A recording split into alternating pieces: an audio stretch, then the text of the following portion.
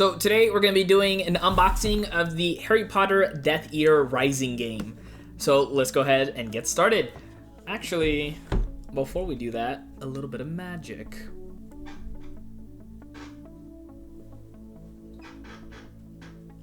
Ooh, hopefully I edited that properly so you guys didn't see anything else. All right, so let's go ahead and get started on this. So I'm gonna open up the box here.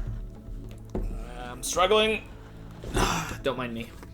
All right, so I'm gonna go ahead and move this back here, just temporarily. All right, so let's go over all of this stuff here, and let's go ahead and get started with the actual little rule book, of course, because it's always good to have a rule book. Although, of course, there's tons of rules online that you can be checking out now.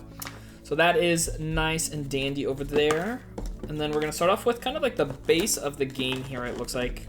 And just like most games, because this was sitting vertically, all of my stuff is all over the place, which is always a factor in it. I didn't even talk about the actual outside of the box. Let me do that really quick. So right over here, on the outside of the box, you know, it looks really nice. The Harry Potter is kind of popping out a little bit. There's a little bit of a gloss to the, you know, actual sorting hat that you can see there. So it looks kind of cool. And then very similar to the same size of the Thanos Rising, if you've ever played that. So actually, I think it's the exact same size, if I'm not mistaken. And then same thing with the Star Wars version of this game as well, too, which technically I have all three of them right now in my possession. So that is the actual quality of the box. Pretty good quality across the board there. Now, we're going to go to the base of the game, which is this right over here. It's a little bit different than the Thanos Rising, but overall, similar concept. You got three little spots that you put together, and it equals out a base. Good quality across the board. Very nice and thick, so that way it's easy to maintain. Has some scuffs in here for using it a little bit, but nothing that really takes away from the quality of the game overall. Then what we have is, let's go through this, make sure I got everything, perfect. So we have our actual like team cards. So this is what you start off for each team. You know, pretty flimsy in general. I don't even know what the material of this stuff is, to be honest, but looks kind of nice. I mean, if it gets wet, I'm pretty sure you can wipe it off pretty easily, but if it stays on there, it might ruin it a little bit, so just be cautious. But good quality. This is for each team, and then there's like Mr. Voldy over here, so you get the Voldy card too. All right, so next up is going to be the tokens for the players. So each player has a special token that they'll have, so that way they can determine which section of the game that they're going to be in during their turn. These are good quality, very similar to the base of the actual game itself. Let me go ahead and open up some of my stuff here. You got bonus tokens. So bonus tokens are same thing as far as the player chips, so that way pretty nice and thick. Seems like they're going to be good quality across the board. And I'm just dropping everything per usual. Then we have our dice for Voldy. And so this is the die that you would roll on the first turn of every player. So that way, or the first thing you do with every player. So this is a pretty cool die. It's obviously, let's see, 1, 2, 3, 4, 5, 6, 7, 8. It's 8-sided, so that's pretty cool. I know there's a certain term for it, but I'm just gonna say that it's 8-sided. So good quality there. In comparison to the Thanos Rising, if you've ever played that one had 2 die. This one is just 1 altogether. And of course, it's more of like a diamond-shaped kind of die as well. But the other die, the die that the players are rolling for their turn, are a little bit different from the, obviously, diamond die. This one is going to be more of a regular sized die. Has some pretty cool icons on there for Harry Potter fans. They have different colors. So they have the brown or orange looking one. They have a purple one. They have a red one. And then they have a blue one as well. So one of each of those colors, and then there's multiple versions of those dies. So really good quality across the board. It's kind of cool because they're more of like a tan color, and then the actual icons are the colored portions, so it's a little different.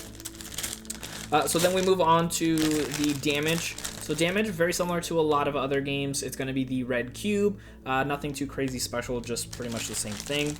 And in the game, they have corruption, which is kind of like the ability for the enemy to put damage on the game. So these are little kind of grayish clearest gems, so really cool looking. You get a couple of these in the game overall. So those two are kind of bagged up together right there. Then we have the actual cards in the game. So this is all the cards that you're going to get in here.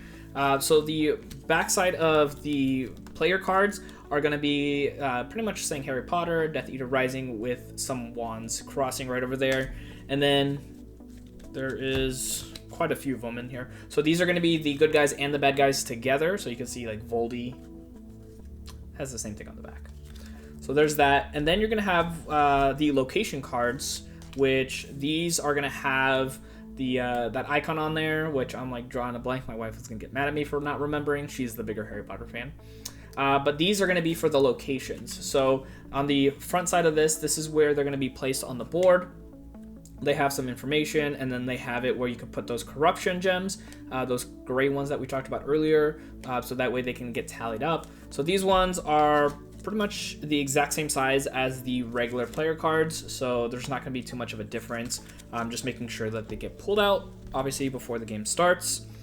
And then we have the really cool part, of course, of the game, and that is the character himself, Voldemort, right over here. Pretty awesome statue. I talked about the same thing with Thanos Rising, where this is a full, body of Voldemort, and actually it's a pretty good quality of him as well too. So I'll have some close-up shots. So cue the B-roll.